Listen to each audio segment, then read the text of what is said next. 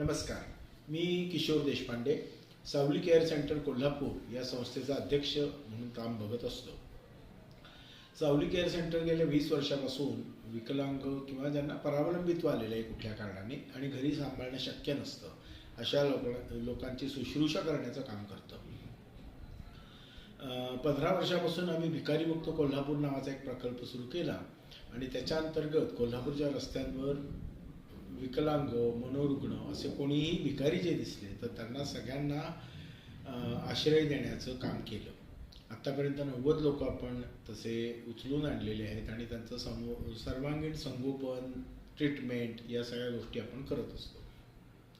आजच आमचे ज्येष्ठ मित्र श्री मधुकरराव गाताडे यांचा फोन आला. त्यांनी एक मला व्हिडिओ पाठवला होता आणि कोल्हापूरच्या CBS स्टँडवर एक मायलेकराची जोडी होती की जी त्यांनी त्या बसस्टँडवर आश्रय घेतला होता.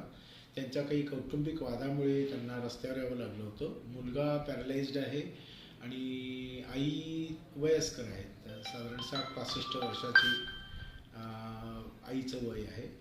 तर अशा त्या दोघांचं आता पावसापाण्यामध्ये रस्त्यावर यावं लागल्यामुळे खूप प्रॉब्लेम झालेला होता.